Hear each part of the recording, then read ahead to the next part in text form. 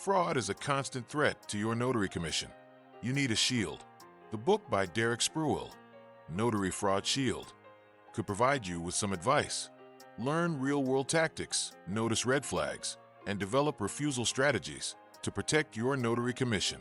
Buy your copy of Notary Fraud Shield by Derrick Spruill from any online bookstore, Amazon.com, Barnes & Noble Bookstore, booksofmillion.com, bookshop.org, Mobile Notary by DerrickSpruill.com, or download from Kindle to obtain your essential notary book to help with all your notarization starting today. Imagine walking into a hospital room to notarize a last will and testament. Oh, man. That is a stressful scenario right out of the gate. It really is, right? Yep. Because you're there, and the signer in the bed is perfectly lucid. Like, they know exactly who they are, they know exactly what their assets are, and they're just desperate to get this document executed to protect their family. Right. The legal intent is completely there. Exactly. But they are suffering from severe tremors. They can't hold a pen steady enough to write their own name. So they ask you, the supposedly helpful public official, to just hold their wrist and guide their hand while they make an X on the signature line. Oh, boy. I know where this is going. Yeah, I mean, it seems like the compassionate thing to do, right? Well, if you touch their hand and guide that pen, you haven't just helped them. You have completely voided the document, compromised the entire transaction, and potentially invited a massive lawsuit. A total nightmare for everyone involved. Absolutely. So welcome to Notary Knowledge. I'm your host, Eddie, and sitting right across from me today is our incredibly brilliant legal expert, Marylyn. It is an absolute thrill to be here today. We are so energized to have you listening with us today. This show is designed for the professionals out there who want to elevate their practice, mitigate their catastrophic risk, and truly, master the mechanics of their state laws. But don't just skim the surface here. We get right down into the statutory weeds to figure out exactly how the legal machinery operates. Because, honestly, the legal landscape is constantly shifting beneath our feet. A law that was perfectly acceptable 5 years ago might be a direct ticket to a revoked commission today. Yeah, and our entire goal in these sessions is to make sure you have the solid footing you need to operate with absolute, unshakable confidence out in the field. Definitely. Now, before we jump into today's mission, I want to casually remind you about the resources we have available to keep you protected. Like we covered in our recent California law breakdown, these statutes are dense, they are complex, and they are spectacularly unforgiving if you make a mistake. Ignorance of the administrative code is just not an acceptable legal defense. It never is. That is exactly why you need to go buy the Notary Knowledge books by Derrick Spruill. Okay. I mean, they are an absolute lifesaver when you are out in the field and you just need a quick authoritative reference. And while you are at it, make sure you visit the Notary Knowledge website for even more indispensable resources. I completely agree with that recommendation. And if you are the kind of learner who prefers a visual format to absorb these really dense concepts, you definitely need to check out our video podcast, No Notary, which features Eddie Montes. That's so good. It really is a fantastic, highly engaging companion to the rigorous analysis we do here. Plus, if you are short on time and just need a rapid-fire injection of legal clarity during your lunch break, be sure to watch Marylyn's 90 Seconds of Notary. We just want to make sure you are supported and educated across every possible medium. Love it. All right, let's establish the mission for today's show. We are calling this the Illinois Law Lab Handbook Trivia. I love that title. Right. If you have been paying attention to the legislative winds sweeping across the country, you know that Illinois has recently undergone a massive fundamental modernization of its notary laws. We aren't just talking about a few minor tweaks to the verbiage here. No, not at all. We are talking about sweeping tectonic changes from brand new mandatory education and exams to incredibly strict new electronic journaling rules. The transformation we are seeing in Illinois is easily one of the most profound structural realignments of notarial law in decades. I mean, historically, the notary public was viewed as fulfilling a relatively passive, almost purely ministerial function. Right, like you witness a signature, you stamp a piece of paper, you collect a few dollars, and you just move on. Exactly. But that era is effectively over. Driven by the rising sophistication of financial crimes, organized mortgage fraud, and, rampant identity theft, the Illinois General Assembly and the Secretary of State have enacted comprehensive administrative rules to radically professionalize the office. They are demanding that notaries act as heavily regulated gatekeepers to the financial and legal systems. You really are. And that gatekeeper status is exactly what we are going to test you on today. We have a very specific run of show for you. Instead of just walking through the handbook like a boring table of contents, we are going to throw you into the deep end. It's the best way to learn. We think so. Yeah. We have 10 multiple choice questions, or MCQs. For each one, I will give you a specific real-world hook or scenario to set the scene. Then I'll read the legal question and give you 4 options. And no cheating. No cheating. I'm going to give you a literal 2 to 3 seconds of thinking time. I'll actually pause the conversation so you can lock in your answer, and then we will do the reveal. And after we reveal the right answer, we are going to tear the rule apart, analyze exactly why it exists, look at the historical context, and explain how it applies to your daily boots-on-the-ground practice. It is going to be a rigorous intellectual workout. We are going to challenge some of your assumptions. But I promise you, you will leave this session with a much deeper, more nuanced understanding of the Illinois Notary Public Act and the dense surrounding administrative code. I am so ready for this. Let's do it. Let's start right where the rubber meets the road, signatures and physical impairments. This takes us back to the hook I opened the show with.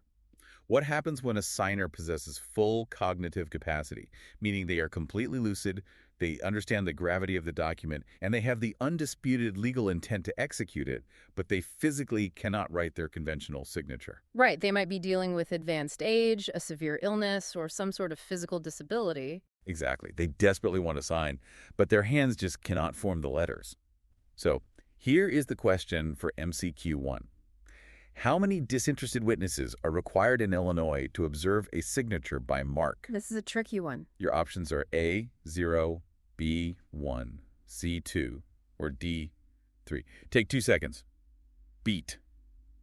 All right, got your answer. Drum roll, please. The correct answer is C, 2. Yeah, this specific scenario produces an immense amount of anxiety for notaries out in the field, and rightfully so. It violently deviates from the standard routine transaction where someone just whips out a pen and signs their name. It really does change the whole dynamic. It does. When someone makes a mark, like a handmade X, a distinct scribble, or even a personalized stamp instead of a fluid cursive signature, the entire legal system immediately raises its guard. Think about the mechanics of evidence here. Let's unpack that evidentiary value for a second, because it makes perfect sense when you look at it from a judge's perspective. Like, if I sign my name on a contract, a forensic handwriting expert can look at the loops, the pressure points, the angle of the pen, and mathematically verify that it was highly likely to be me. Right. There's inherent physical evidence. But if I just draw a shaky X, literally anyone on the planet could have drawn that X. The paper itself tells you nothing about who actually held the pen. Exactly. The physical evidence is inherently weak. And that is precisely why the state of Illinois compensates for that weak physical evidence by requiring strong human evidence. Makes sense. They require 2 disinterested witnesses to physically observe the execution of that specific mark. Now, we need to be incredibly precise about what disinterested means in this context, because this is where notaries get themselves into serious legal jeopardy. Oh, yeah. Definition is everything here. A disinterested witness must not possess any direct or indirect financial, beneficial, or legal interest in the transaction whatsoever.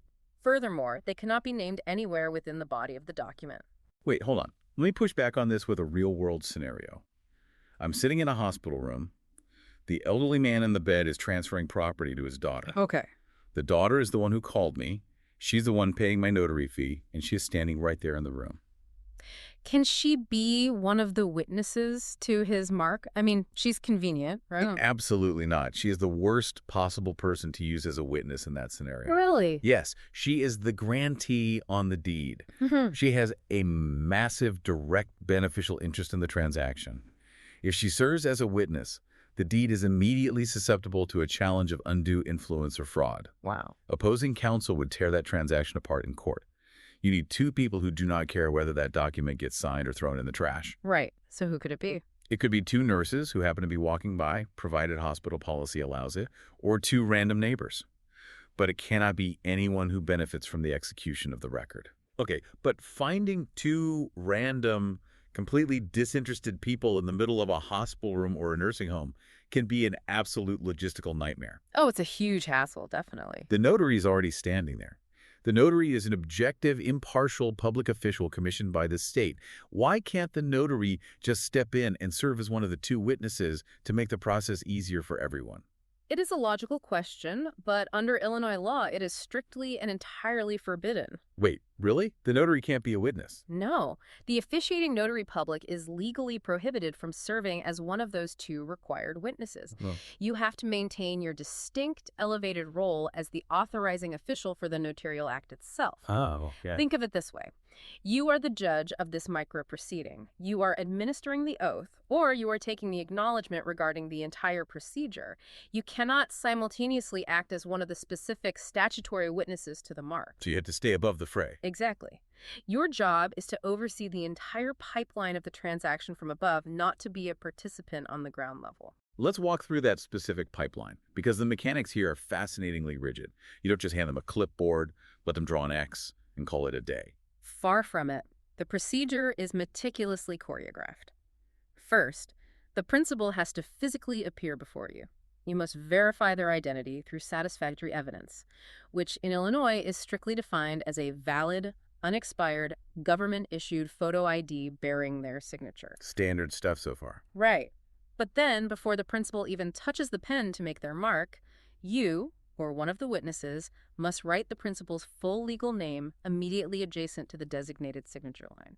So if the signer is a man named John Doe, you actually write out the letters John space DOE on the blank line before he does anything. Yes, but with a highly specific formatting convention that courts look for. The classic, legally accepted format places the principal's first name on the left side of where the mark will eventually go. Then you leave a physical space in the center. Then you write the principal's last name on the right side. Finally, you append a descriptive parenthetical statement. So it would literally look like this on the paper. The word John, then a blank space for the mark, then the word Doe, followed by the words his mark in parentheses. So reading it left to right, it says John, then the X, then Doe, then his mark in parentheses. That's right. That is incredibly specific. It's almost like building a little protective fence around the signature. It is a protective fence. And there is one more critical physical requirement, which goes back to your opening hook. The principal must execute that mark entirely unassisted. Oh, right. The hand-guiding thing. Exactly. If a well-meaning family member, an eager agent, or even you as the notary physically holds, supports, or guides the principal's hand to help them create the mark on the paper, the execution is legally void. That is a massive trap. If you just gently guide their trembling hand because you feel bad for them, you have legally destroyed the document. Why is the state so unforgiving about that? Because the moment someone else's physical force is directing the pen, it is no longer the principal's independent act. It muddies the waters. It does. It represents a fundamental compromise of the physical execution. If a court discovers that a daughter guided her father's hand to sign away his estate, the court has no way to know if the father was willingly participating or if the daughter was simply forcing a pen through the fingers of a passive, unresisting person. That is chilling to think about. Right. The principal has to make the mark themselves, using their own unassisted volition, even if it results in nothing more than a faint, barely visible scribble. A faint scribble made independently is legally stronger than a perfect X made with help. That is a profound concept. And once they make that unassisted mark, you can't just use the standard short-form notary certificate that happens to be pre-printed at the bottom of the document, right? You have to do more paperwork. Correct. You have to actively cross out or completely discard the standard short-form certificate and attach a very specific, mandatory signature-by-mark notarial certificate. And what does that say? This custom certificate expressly attests to the physical execution of the mark and explicitly documents the identity of the witnesses. The statutory wording literally says, "This instrument was acknowledged before me on this date by this person, who made and acknowledged making his or her mark on the instrument in my presence and in the presence of two persons who have signed below." Very thorough. And then there are specific signature and address lines for the two witnesses situated right below your notary seal and signature. It's a whole different ballgame. And it really highlights how states view the risk landscape differently. Like you look at a state like Montana, and their statutes only require one witness for a mark. Right. But Illinois, California, Massachusetts, they demand two. It shows you how seriously Illinois takes the potential for fraud, coercion, and abuse when dealing with our most vulnerable signers. It is an intentionally high barrier, but it exists for a noble reason, to protect the signer's assets, their autonomy, and their legacy. Okay, let's turn up the dial. That was just MCQ1. We've established that if they can't sign, they can make a mark with two witnesses. But what if we take it a step further? Let's do it. Here is the hook for MCQ2. Proxy signatures, also known as the surrogate. What if the signer is completely lucid? They have total cognitive capacity, they want to sign the contract, but they are physically incapable of making even a basic mark. Okay, a much harder situation. Right. Let's say they're completely paralyzed from the neck down, or they have severe uncontrollable tremors, and they cannot even hold a pen, let alone drag it across paper to make an X. Yeah, that happens more often than you'd think. Here's the question. Under Title 14 of the Illinois Administrative Code, Section 176.610, what must a notary type or stamp near the signature if someone directs a surrogate to sign for them? Pay attention to the exact wording here. Your options are A, signed by power of attorney, B, proxy signature approved, C, signature affixed by name of individual at the direction of name of person physically unable to sign, or D, mark affixed by surrogate. Take 2 seconds. Beat. All right, got your answer. This one is tricky because they all sound somewhat official. They do, but the correct reveal is C, signature affixed by name of individual at the direction of name of person physically unable to sign in accordance with 14 Illinois Code 176.610. This is a truly fascinating area of the law because it deals with a highly unusual psychological and physical scenario. We are talking about a situation where the physical act of signing is completely severed from the person who actually holds the legal intent to sign. Exactly. If the principal cannot make an unassisted mark, they cannot use the signature by mark protocol we just spent 10 minutes discussing. That door is closed. So they pivot to this proxy rule. Instead, they have to navigate the rigorous, newly modernized requirements of proxy signing under Subpart G, Section 176.610, which is specifically titled Persons Physically Unable to Sign Documents. It's like a financial transaction where the brain and the hands are two entirely different people. So how does this actually play out in the room? Walk me through the choreography. Both the person who cannot physically sign, the principal, and the person they are directing to sign on their behalf, the surrogate, must physically appear before you at the exact same time. Okay, so they all have to be in the same room. Yes. It has to be a simultaneous three-way interaction. You, as the notary, must properly and thoroughly identify both of them using satisfactory evidence. You need the paralyzed person's ID, and you need the surrogate's ID. Got it. Then, the principal must verbally and unambiguously direct the surrogate to sign the principal's name on the document. It cannot be implied. It must be a clear command. And once the surrogate takes the pen and signs the principal's name, the notary has to add that extremely specific, incredibly wordy statement from option C. They do. Why is that exact cumbersome phrasing so critical?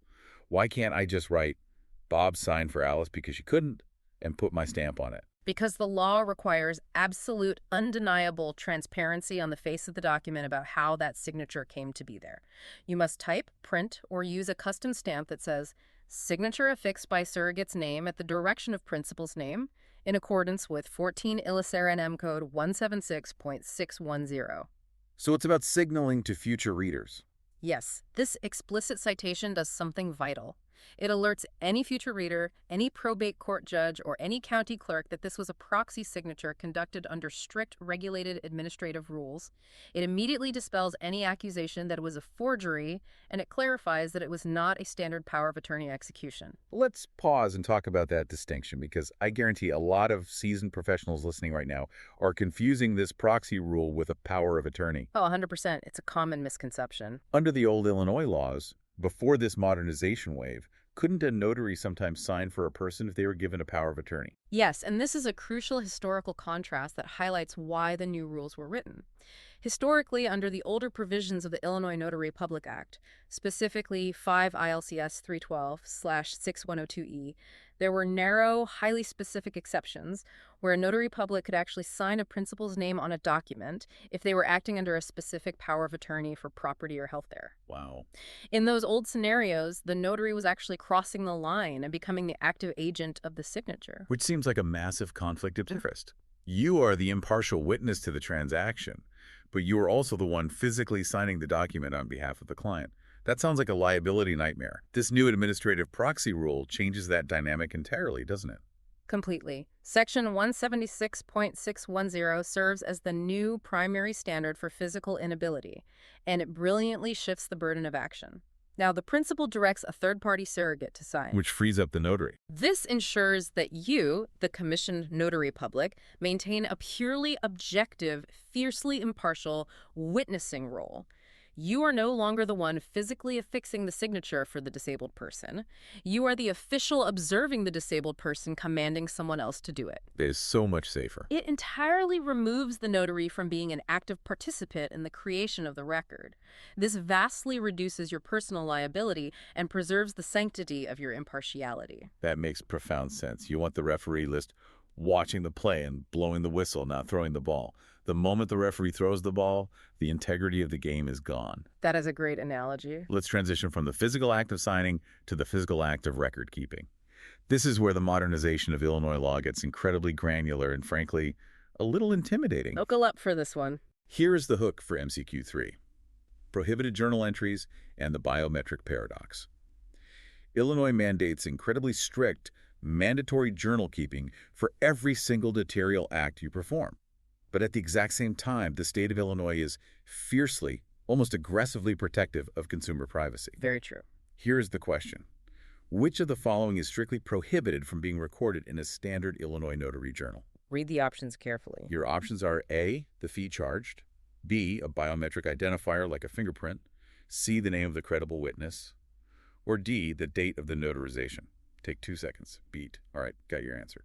This one highlights a really intense area of the code. The reveal is B, a biometric identifier. The new journaling rules that took effect in 2023 are overwhelmingly extensive. Under Section 176.910 of the Administrative Code, there is a rigid mandatory list of what you must record for every transaction. Right, the usual stuff. You need the names, descriptions of the documents, the fees charged, the dates, the times, the locations, the specific type of ID used.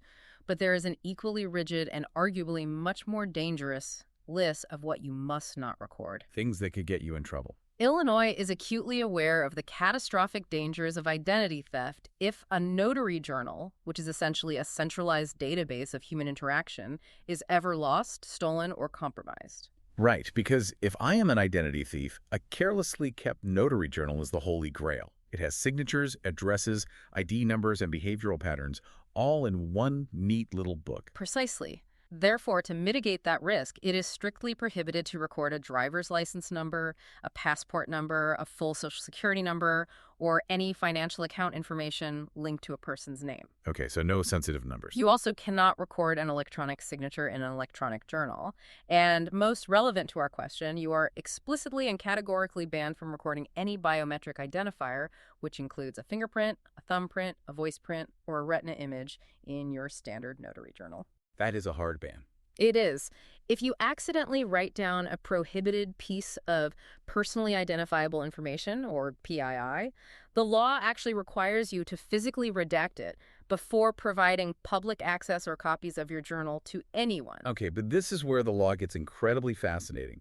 And this is exactly why I called this the biometric paradox in the hook.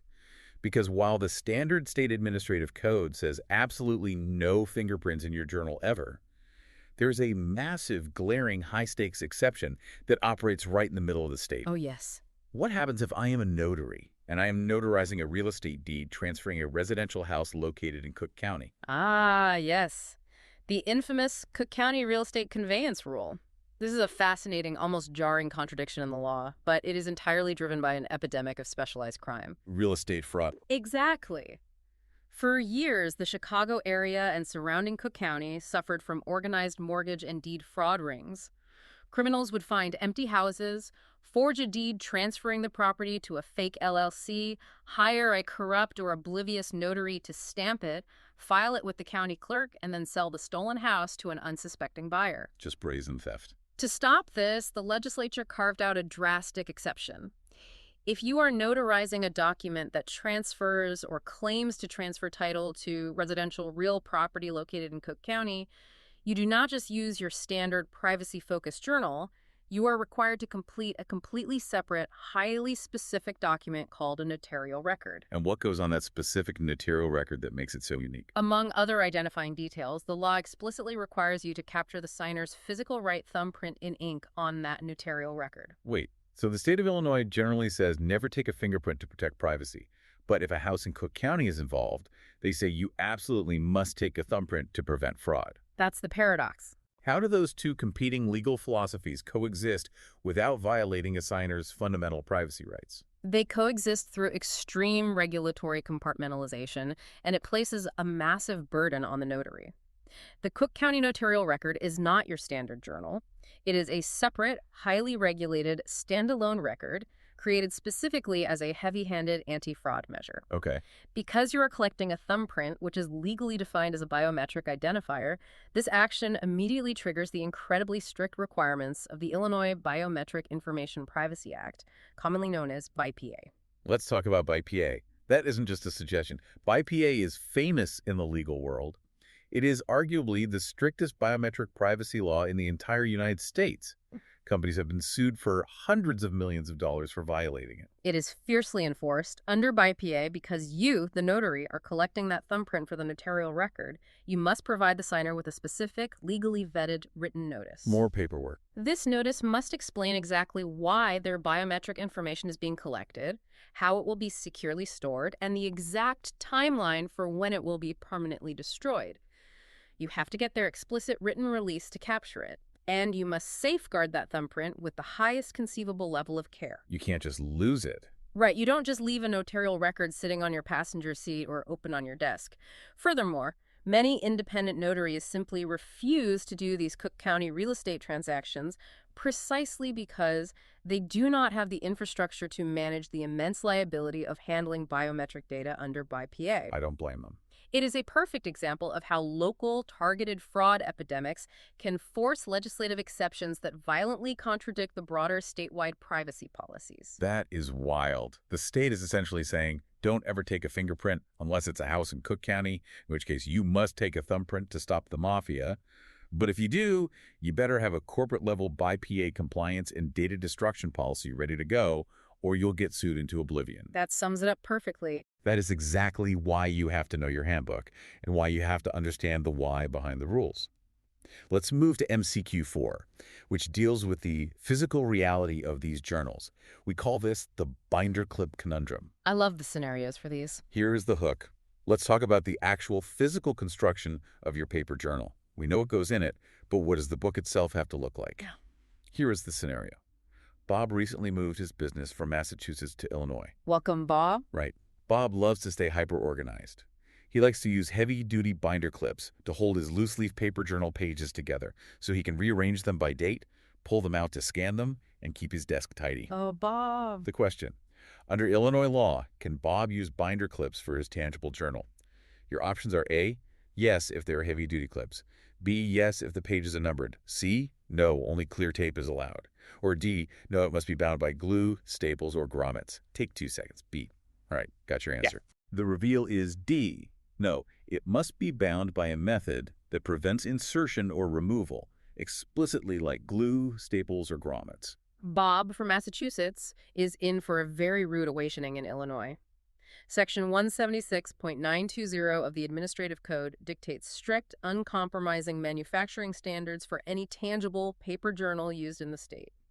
The entire philosophical goal of these physical rules is to make the journal completely tamper-evident. Let's define tamper-evident. To me, a loose-leaf journal is basically Swiss cheese evidence.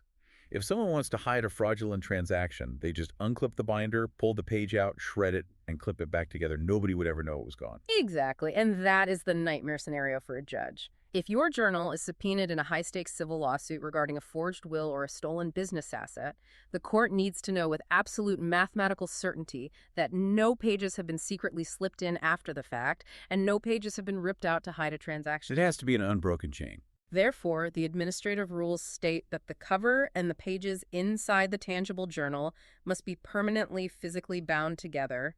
The acceptable methods explicitly listed in the code are glue, staples, or grommets. So a beautiful, expensive leather 3-ring binder is entirely out of the question. It is completely illegal to use as an official journal. The code explicitly bans the use of tape, paper clips, or binder clips. The standard is simple. If you can easily remove a page without tearing the paper or visibly breaking a physical binding, it is not a legal Illinois notary journal. But it goes even deeper than just the binding, doesn't it? The pages themselves have to be formatted and printed in a highly specific way to prevent tampering. You can't just buy a glued notebook full of blank paper. Yes, the numbering system is highly regulated and incredibly rigid. Every single page of a tangible journal must be consecutively numbered from the beginning to the end. So page 1, 2, 3, 4. Right. Furthermore, those page numbers must be pre-printed by the manufacturer. You cannot just write them in the corner with a pen as you go. And goes one level deeper. Each line or each entry block on the page must also be consecutively pre-numbered. So think about how that works in practice. If a corrupt notary tries to hide a fraudulent real estate transfer by violently ripping a page out of a glued spine, the pre-printed page numbers will instantly jump from page 14 to page 16. Exactly. And the line numbers will jump from entry 120 to entry 128. An investigator or a judge looks at that and knows immediately, without a shadow of a doubt, that the physical record has been compromised. That is the exact underlying logic. A loose-leaf journal held together by binder clips, like our friend Bob was using, provides absolutely zero evidentiary security.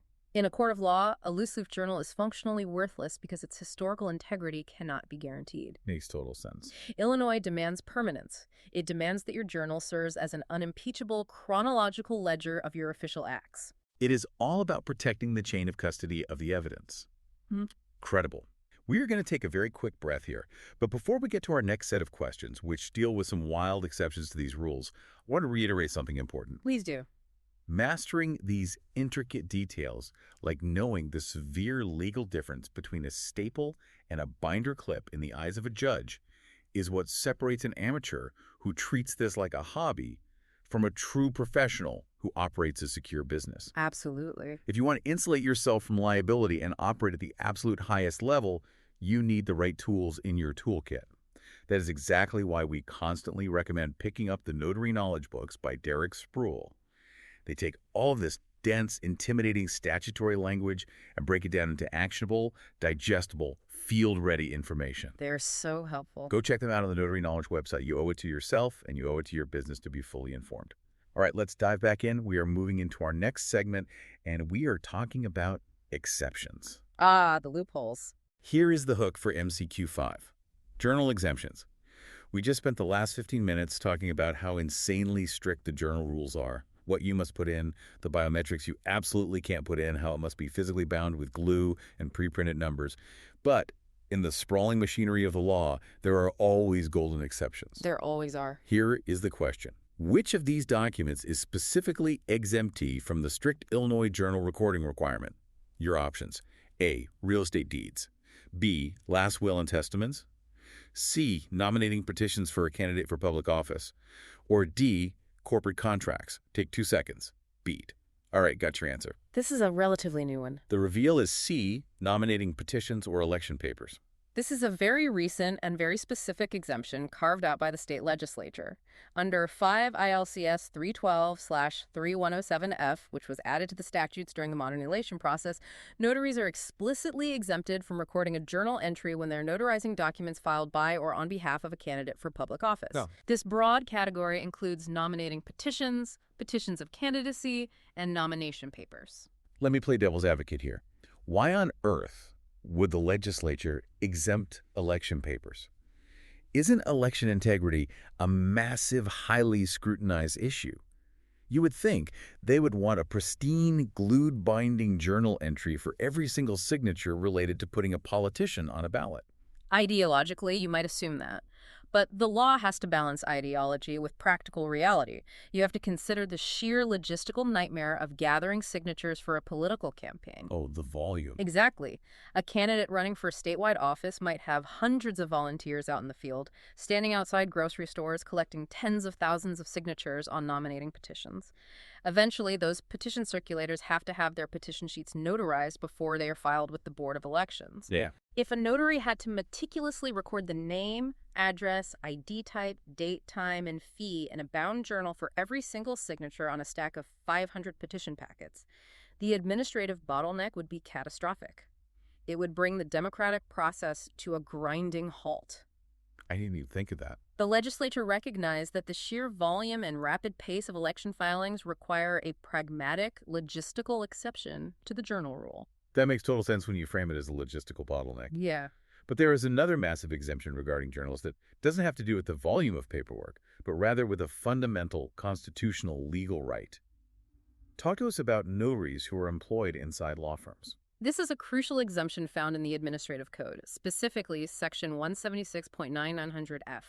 If a notary is employed by an attorney or a law firm, that notary is not required to keep a journal of the notarizations performed during the regular course of their employment, provided that the law firm maintains a copy of the notarized documents in their own secure files. Walk me through the reasoning there. Is it because if the paralegal notary keeps a personal journal, it could inadvertently violate attorney-client privilege? Exactly. Imagine a high-profile, highly contentious divorce case involving celebrities, or a sensitive, multi-billion-dollar corporate merger that hasn't been announced to the public yet. Right, super secret stuff. If a paralegal, acting in their capacity as a notary, records the real names of the clients and the explicit titles of the documents, like Asset Liquidation Agreement for Famous CEO, in their personal, tangible notary journal, they have created a massive security vulnerability. Because that journal could get out. Right. That personal journal could potentially be subpoenaed, lost, or inspected in an entirely unrelated legal matter down the road. The Administrative Code explicitly recognizes this danger. It states, no attorney or law firm shall be required to violate attorney-client privilege by allowing or authorizing inspection of any notarizations that are recorded in a notary's journal. So to protect the absolute sanctity of attorney-client privilege, the state steps back and says, if you work for a lawyer and the lawyer assumes the responsibility of keeping the files secure in their vault, you do not need to keep a separate redundant journal for those specific work-related acts. Correct. It defers to the higher legal standard of the law firm's confidentiality rules. And crucially, the law stipulates that any journal containing notarizations performed solely within the course of employment with an attorney or law firm is considered the exclusive property of the employing firm, not the individual notary. Oh, wow. If the paralegal quits, the journal stays at the firm. This is a rare, highly specific exception to the general statewide rule that a journal is the exclusive personal property of the notary public. Moving right along to our next major topic, education, exams, and fees. This is where the modernization really hits the applicant process and changes who can actually get a commission. Here's the hook for MCQ 6. The audiobook attempt. This one is pretty fun. Illinois no longer just hands out commissions to anyone who can fill out a form. They now require a mandatory course of study and a state examination. Here's the scenario. Dan lives in Michigan, but he works in Chicago and wants to become an Illinois notary to help his employer. Good for Dan. Right, but Dan is a busy guy. He commutes a lot, and he asks if he can just listen to an audiobook version of the notary course while he is driving on Interstate 94 to satisfy the state's education requirement. Nice try, Dan. The question, what are the actual legal requirements for Illinois notary education? Your options. A 1-hour video overview. B, a 3-hour course of study and a 50-question exam requiring an 85% to pass. C, an audiobook summary. Or D, no exam is required. Take 2 seconds. Beat. All right, got your answer. Hannah's going to be disappointed. The reveal is B, a 3-hour course of study and a 50-question exam requiring an 85% to pass. Dan from Michigan is entirely out of luck with his audiobook idea. Beginning January 1st, 2024, the state fundamentally and permanently changed the barrier to entry for this profession. It's no longer just a rubber stamp to get the stamp. Exactly. To become a notary public or an electronic notary public in Illinois, you can no longer just fill out a basic application, pay a small fee, and wait for your stamp in the mail. You must successfully complete a rigorous, state-approved 3-hour course of study, and you must acquire a passing score on a comprehensive state-administered examination. And let's be clear, that passing score is no joke. An 85% on a 50-question test means you really have to know your stuff. You can only miss 7 questions. If you miss 8, you fail. That is a tighter grading curve than most college courses. It is a high bar, and it reflects the state's renewed commitment to ensuring that anyone wielding the power of the state seal actually understands the severe legal responsibilities they are taking on. Because the stakes are so high. You are dealing with people's homes, their life savings, and their medical directives. You have to understand the fundamental difference between an acknowledgement and a jurat. You have to know how to handle a signature by proxy, and you have to know the strict physical rules for your journal bindings. What happens if you fail? If you fail the exam, you have to retake it, and the state doesn't let you just guess indefinitely. If you fail it 3 times, the administrative rules state you have to go back to square one and retake the entire 3-hour educational course before you can try again. It is a serious, deliberate filter designed to weed out people who aren't taking the job seriously. But, just like with the strict journals we discussed earlier, there is a brand new exemption to this education requirement that just took effect, isn't there? Yes, there is. Effective January 1st, 2025, the state carved out a major exemption for a very specific class of legal professionals, but only when they are renewing their commissions. Who gets the exemption? Licensed attorneys who are in good standing with the Illinois Attorney Registration and Discipline Commission, the ARDC, along with current state or federal judges, and the direct employees of those attorneys or judges, are entirely exempt from taking the 3-hour course and the exam. Why do the lawyers and judges get a free pass on the test? The underlying logic is that licensed attorneys and sitting judges have already undergone thousands of hours of extensive legal training. They have passed the incredibly grueling state bar exam, and they are subject to severe, constant ethical oversight by the ARDC. Right. If an attorney commits fraud, they don't just lose their notary commission, they lose their livelihood and their license to practice law.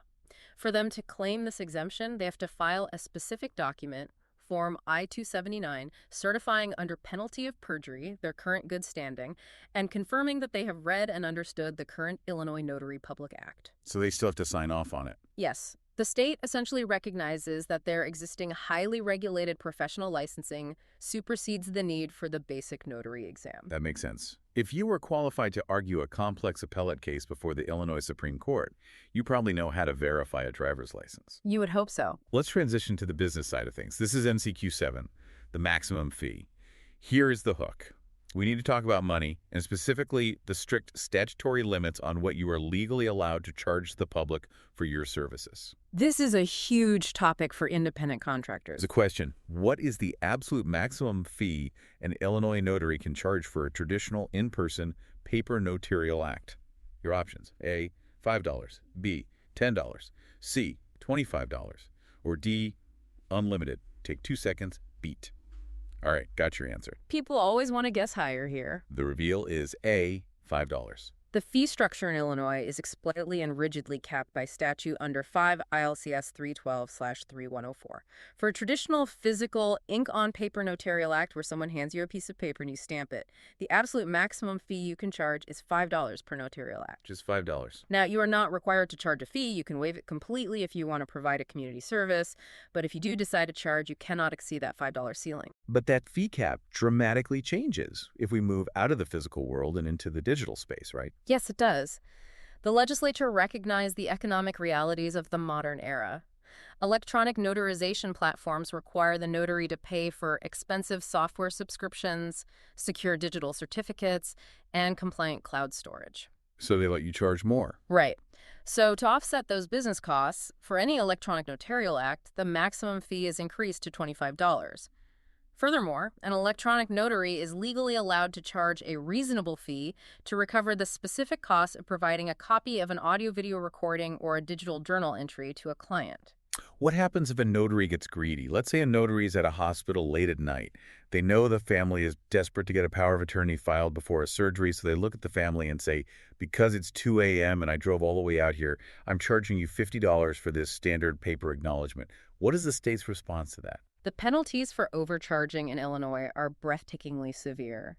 It is not just a gentle slap on the wrist, a small fine, or temporary suspension of your commission. Under the Act, any person who violates the fee provisions by overcharging is guilty of a Class A misdemeanor for a first offense. Wait, a Class A misdemeanor? That is a serious criminal charge that involves potential jail time. It absolutely does, and it escalates dramatically if you don't learn your lesson. A second or subsequent offense committed within 5 years of the previous conviction is elevated to a Class 3 felony. A felony. The state treats price gouging by a commissioned public official as a severe exploitative crime. The Attorney General, or the local state's attorney, has the authority to seek injunctive relief to shut you down. And if the state doesn't act within 90 days of a formal complaint, a private citizen can file a civil action against you for damages. A felony for overcharging for a notary stamp. That is the very definition of high stakes. You could literally ruin your life over an extra $20. And speaking of fees, there's also a brand new, highly specific rule regarding charging fees to homeless individuals that is coming down the pipeline, isn't there? Yes, this is a very specific, compassionate public service provision. Starting January 1st, 2026, the law mandates that no fee whatsoever shall be charged for any notarial act related to the execution of an Illinois Secretary of State Department of Driver Services homeless status certification form. That is wonderful. It ensures that the most economically vulnerable residents of the state are not financially blocked by a $5 fee from obtaining the crucial documentation they need to access basic state services and get back on their feet. It is a great provision, and it reinforces the core idea that despite the fees and the business aspects, the notary is ultimately a public servant. All right, we are rounding the corner into our final major topic, tech specs and remote realities. This is where we deal with the chaotic collision of ancient legal witnessing principles and cutting-edge digital technology. The Wild West of notarization. Here is the hook for MCQ8, the PDF requirement.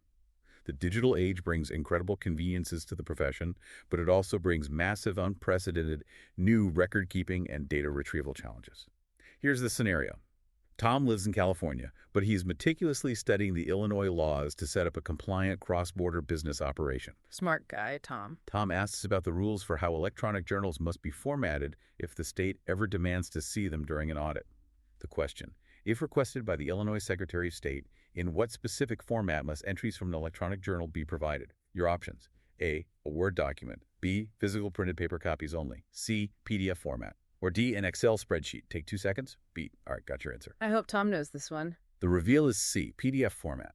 The administrative rules, specifically Section 176.92, mandate that while you are encouraged to use a sophisticated electronic journal system, the output of that system must be universally readable and forensically secure. Meaning? An electronic journal must be mathematically designed to completely prevent the insertion, removal, or substitution of any digital entry. It has to be digitally tamper-evident, functioning just like the glued bindings and pre-printed numbers on a physical paper journal. But software crashes all the time. Laptops get stolen out of cars. Hard drives corrupt without warning. If my entire electronic journal is just sitting on my laptop and it dies, am I liable? You are incredibly liable, which is exactly why the law dictates that the electronic journal must be securely stored, and critically, it must be fully recoverable in the case of a catastrophic hardware or software malfunction. You need backups. You are legally required to take reasonable, proactive steps to ensure that a redundant backup exists and is secure from unauthorized use. And if the Secretary of State comes knocking with an investigative request, or if you receive a subpoena from a court, your system must be capable of exporting those unalterable entries in a standard, locked PDF format. So no easily editable formats. What? You cannot just hand them an Excel file that anyone could edit. And you must retain that electronic journal data for a minimum of 7 years after the final notarial act chronicled in it. 7 years of redundant, secure, PDF exportable data storage. You can't just keep it on a random flash drive floating around in your desk drawer. You need professional infrastructure. Let's look at the actual communication side of remote notarization, which is fraught with its own technical hurdles. This is MCQ9 audio-video apps. This is a huge one. Everyone asks about this. Here is the hook. Conducting a legally binding notarization through a computer screen requires rigorous technical standards to prevent deepfakes, coaching, and identity fraud. The scenario. Andy from Arizona is setting up a remote operation and asks if he can just use a basic everyday consumer phone app like FaceTime, Skype, or WhatsApp video to conduct a remote audio-video notarization for an Illinois client. It's free, it has video, why not? Oh, Andy. The question. What does Illinois law fundamentally require of communication technology for remote notarizations? Your options. A, it is entirely illegal to use video in Illinois. B, any basic phone app is legally fine as long as you can see them. C, it must provide synchronous audio-video feeds with sufficient resolution to see, speak, and confirm the document. Or D, it only requires an audio phone call. Take 2 seconds. B. All right, got your answer. The FaceTime question is legendary. The reveal is C, synchronous audio-video feeds with a sufficient resolution and clarity to see, speak, and confirm the document. Andy from Arizona might think pulling out his iPhone and using FaceTime is good enough for a quick transaction, but in Illinois, the standards are magnitudes higher. Section 176.70 lays out the unforgiving technical requirements. What do they actually mandate? The term communication technology means the platform must provide a synchronous, meaning real-time, zero-delay audio-video feed. The resolution of the video and the clarity of the audio must be high enough that you can not only clearly see and speak with the principal to gauge their awareness, but you must be able to visually confirm that the physical record they are presenting to the camera is the exact same record they are signing. So if the video feed is pixelated because of a bad Wi-Fi connection, and you can't read the title of the document they are holding up to the webcam, you cannot legally proceed. Exactly. You have to terminate the session. But it goes way beyond just the megapixel quality of the camera. While a consumer app like FaceTime theoretically provides synchronous video, it almost certainly fails the state's stringent security mandates. Right, the privacy aspect. The remote notary public must verify that the communication technology is sufficient to protect any personally identifiable information, or PII, that is disclosed during the session from unauthorized access.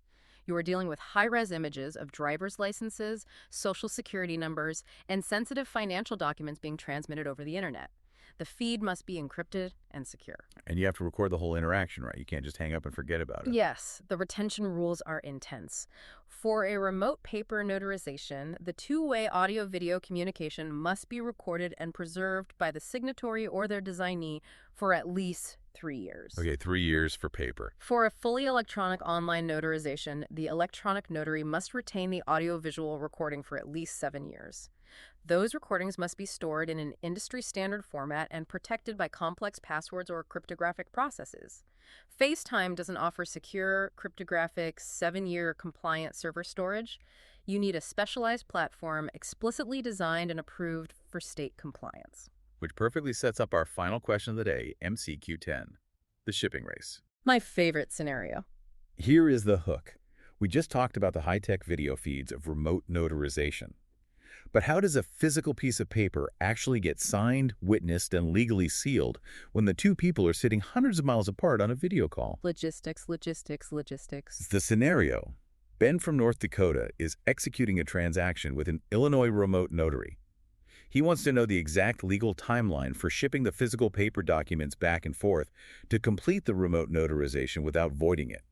The question: after the remote signing occurs live on the video feed, how long does the signer have to transmit the document to the notary, and how long does the notary have to sign and return it? The clock is ticking on this one. Your options. A, 1 week for the signer, 1 week for the notary.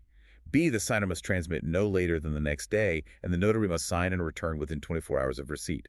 C, 3 days for the signer, 3 days for the notary. Or D, there is no specific time limit as long as it gets done. Take 2 seconds. B. All right. Got your answer. Don't mess this up, Ben. The reveal is B. The signer must transmit the document no later than the day after it is signed, and the notary must sign and return it within 24 hours of receiving it. This is the absolute logistical nightmare of remote notarization in Illinois, which is distinctly and legally different from fully electronic notarization. Break that down for us. In a remote paper notarization, the principal is holding a physical piece of paper in their living room, signing it with a physical ink pen on camera, and the notary is watching them do it on a screen from an office 3 towns over. But the notary still has to apply a physical ink stamp to that exact, specific piece of paper to make it legal. So they literally have to put it in an envelope and mail it. Yes, and the law imposes a brutally strict, unforgiving chain of custody timeline to prevent the document from being altered, swapped, or tampered with while it is in transit. How fast does it have to be? Under 5 ILCS 312/6102.5, the signatory must transmit a legible copy of the entire signed document directly to the notary via overnight mail, fax, or secure electronic means no later than the day after it is signed. Once the notary receives it, the clock is ticking furiously. So the pressure shifts to the notary. The notary has exactly 24 hours to review it, sign it as a witness, apply their seal, and transmit the completed copy back to the signatory. It is literally a shipping race against a 24-hour statutory clock. Yeah. If FedEx is late or you forget to check your mail on a Friday, you could potentially void a multi-million-dollar real estate closing. It is a massive risk. Now, contrast that chaotic paper shipping process with a true electronic notarization, or RON, remote online notarization. What's the difference there? In a RON transaction, the document is entirely digital from start to finish. There is no overnight mail, no paper, no ink. But because it is entirely digital and remote, the identity verification standards are astronomically higher. Right, because if it's all digital, you can't physically touch the person's driver's license to see if the hologram is fake or feel the weight of the plastic. Exactly. If the electronic notary doesn't personally know the signer, they cannot rely on just looking at an ID on a webcam. They must use a multi-factor authentication procedure, or MFA. That sounds intense. This involves two massive, highly sophisticated tech components. First, credential analysis. Automated algorithmic software deeply analyzes the security features, the microprinting, and the barcodes of the ID presented to the webcam to ensure it isn't fraudulent. So it scans the ID. Second, and more impressively, dynamic knowledge-based authentication, or KBA. I love KBA. I like to think of it as a digital bouncer. It's a bouncer that doesn't just ask to see your ID, but aggressively interrogates you, asking what color shirt you were wearing at a party 5 years ago. If you weren't the real guy, you'd never know the answer. That is a perfect analogy. The KBA system uses public and private data sources, credit histories, property records, vehicle registrations, to generate a timed quiz that only the real person should be able to pass. Right, like which street did you live on in 2012? Exactly. It asks questions like, which of these 4 addresses did you live at in 2014? Or, what bank held your auto loan in 2018? The notary cannot see the questions, and they cannot see the answers. They just get a secure pass-fail notification from the system.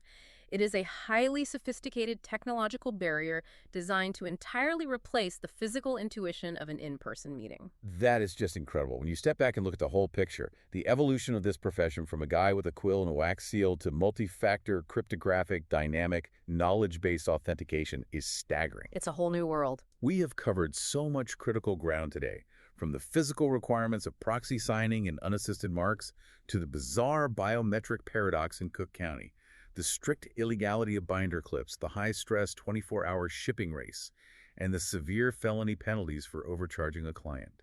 You have really helped clarify this vast new landscape. It is a complex, sometimes intimidating landscape, but understanding the why behind these rules, the unyielding drive to prevent systemic fraud and protect the most vulnerable citizens, makes the what much easier to remember and execute in your daily practice. Absolutely. But before we wrap up today's session, I want to leave everyone listening with a final provocative thought to mull over. Let's hear it.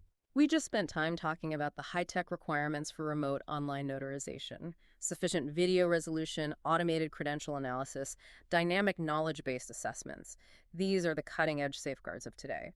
But as technology advances at a breakneck, exponential pace, particularly with the explosive rise of artificial intelligence and real-time video deepfakes, how will the sufficient video resolution of today hold up against the highly sophisticated identity fraud of tomorrow? Wow.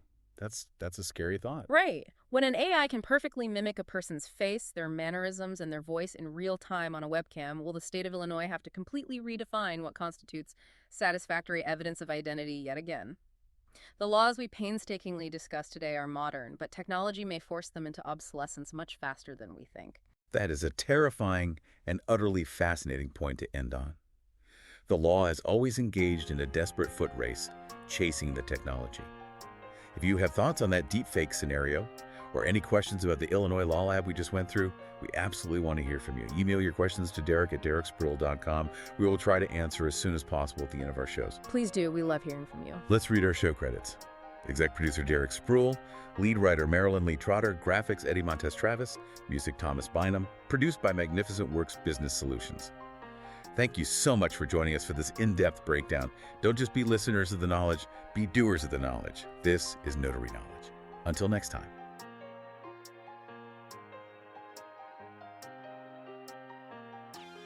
Need a blueprint to start your mobile notary business? Don't stumble through the process. You need an outline for success. Introducing the Mobile Notary Blueprint by Derrick Spruill. Build your thriving mobile business and protect yourself from costly mistakes with expert advice.